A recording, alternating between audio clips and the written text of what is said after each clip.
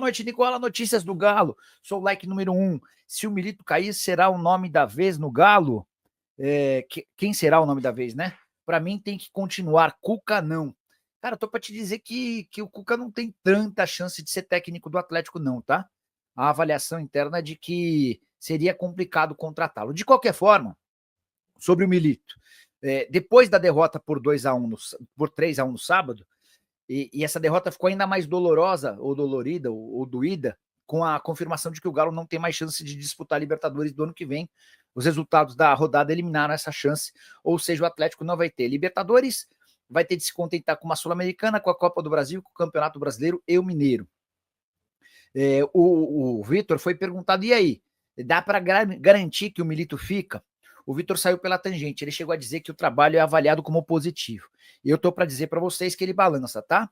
Chance real de ser demitido, essa decisão vai ser tomada depois do Campeonato Brasileiro, que termina no próximo domingo. Vargas, não. Perdeu 2 gols sábado, não tem como. Tava 2-1 pro Botafogo. O Botafogo fez 2-0, né? Aí o Vargas faz o gol do 2-1 e perde 2 chances. Cara, a segunda bem fácil. A primeira não tava tão fácil assim. Uma baita bola do Mariano. Foi do Mariano, pessoal? Acho que foi do Mariano, né? Que ele bate de esquerda por cima do gol. E aí estão especulando que o Vargas pode pintar no Cruzeiro ou no Flamengo. O que está acontecendo? Só para vocês entenderem. O André Cury é empresário do Vargas. Ele está tentando colocá-lo em qualquer time de futebol grande do país. E ele tem uma boa relação com o Alexandre Matos. Pronto, foi o suficiente para que começassem a dizer que ele poderia ser contratado pelo Cruzeiro. O Cruzeiro nega veementemente, admite que foi sugerido, mas que não vai contratá-lo, tá? No Flamengo também, chance nenhuma de o Vargas pintar. O Emanuel Xavier quer saber se o Luiz Castro ou o Sérgio Conceição podem pintar no Galo. Precisa primeiro mandar embora o atual, né? Essa é a grande verdade. E eu acho que existe uma chance real mais do que achar, eu posso dizer que o técnico do Galo, o Milito, balança no cargo, tá? Nicole, essa história do Vargas no Atlético, do Atlético no Cruzeiro, giro cabuloso, cascata. O André Cury, eu entendo o André, eu falo com o André com alguma frequência, mas o André soltou que o Cruzeiro tem interesse na contratação do Vargas, e a repercussão foi extremamente negativa. Se existiu em algum momento esse interesse, certamente ele foi sepultado, porque não dá para trazer alguém do Galo que jogou ou tem jogado muito mal. Eu sei da relação muito próxima do Matos com o André Cury, mas o Cruzeiro já esclareceu que não tem nenhuma intenção, que houve uma sugestão, houve um oferecimento do jogador e o Cruzeiro prontamente descartou, tá? Nicola, Milito será mesmo demitido? E os donos da SAF? Vão começar a investir quando nesse time? Não aguento mais tantas mentiras ditas por eles. Canal, não há uma decisão tomada sobre o futuro do Milito. Essa é a grande realidade. Os caras ficaram de se juntar depois do Campeonato Brasileiro para fazer uma avaliação do trabalho, prós, contras, e decidir o futuro do Milito. A multa é baixa, 4 milhões de reais. Eu o demitiria. Acho que agora, já que chegou até aqui, você espera acabar o campeonato e vai buscar um outro técnico. O mercado vai permitir muitas mudanças. Só que sobre investimento, aí vem um ponto importante. Eu vinha contando para vocês antes. Se o Atlético fosse campeão da Libertadores, logo de cara ele teria um prêmio de 140 milhões de reais. Participação no Super Mundial de Clubes do ano que vem, só a participação de 120 milhões de reais. Isso sem falar em Libertadores do ano que vem, na Recopa, no Intercontinental de Clubes desse ano, é muito dinheiro envolvido. Se o Galo não conseguisse o título da Libertadores e não se classificasse para a Libertadores do ano que vem, vocês poderiam esperar, e podem esperar, depois me cobrem, uma redução de folha salarial para o ano que vem. O Atlético vai precisar se adequar a uma outra realidade financeira. O Galo desse ano já gasta mais do que arrecada, algo meio incompatível com uma SAF. E algo que o Rubens e o Rafael Menin têm batalhado para arrumar. Se vencesse o título da Libertadores, você compensaria esse gasto grande ao longo do ano com uma baita receita no fim da temporada. O título não veio, as receitas também não. Por isso, você pode esperar mudanças e saídas significativas no clube, tá? O Gui Pedro, Galo vai investir forte no ano que vem? Não, Gui, não espere por isso. A tendência é que invista pouco. Cola muito, Milito cai, foi muito covarde com um a mais. É verdade, né? Não é que ele jogou um a mais por um tempo, ele jogou a mais por 29 segundos, 35 segundos. Vai haver uma reunião em breve para debater sobre o tema, tá? Não dá para cravar que ele fica, mas também não dá para cravar que ele cai. Tu disse para a sequência, Panzi. Cirilo, eu acho que o Atlético, aconteceu o que a gente sempre fala aqui, né, do imponderável do futebol. O Botafogo entrou muito favorito e com 30 segundos ele perde um jogador. E aí a coisa muda de figura, né? Aí o Botafogo tem que aumentar ao máximo o seu nível de concentração, que você tá com um jogador a menos. E o Atlético foi vendo o tempo passar ali, 80% de posse de bola, 85%, e pra mim relaxou. O sentimento que eu tive é que o Atlético relaxou e que tinha um domínio amplo da posse da bola e o Botafogo não chegava, né? O Botafogo não atacava. Então houve um relaxamento. Na primeira vez que o Botafogo chegou, gol. Na segunda vez que o Botafogo chegou, pênalti. E aí desmontou o Atlético no primeiro tempo. Acho que o Milito poderia ter mexido, sim, na primeira etapa ainda, mas não logo na expulsão do Gregory. Você precisava sentir o jogo, o que seu adversário ia fazer, qual era o passo que ele iria dar. Mas com 20 e poucos minutos, talvez fosse o momento do Milito mexer, porque o Atlético tinha um ataque improdutivo.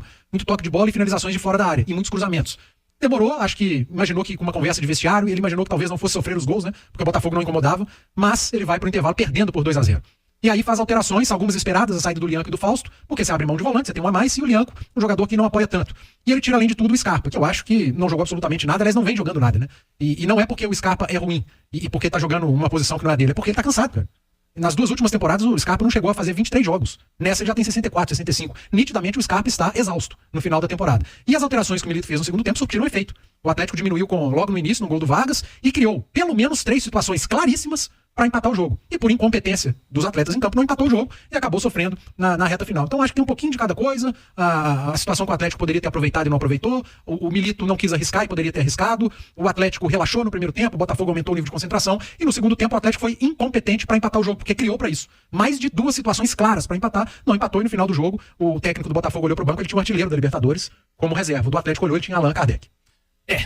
E a leitura do comentarista Emerson Romano para o que aconteceu no último fim de semana. Um abraço, boa noite, Romano. Boa noite, Cirilo. Boa noite, amigos. Aqui nos acompanha, sinal eletrônico marcando 18h45. Ô, Cirilo, além do que disse o Edu, eu acho que o Milito andou dando umas vaciladas ali, até nessa demora em perceber o que o seu adversário fez.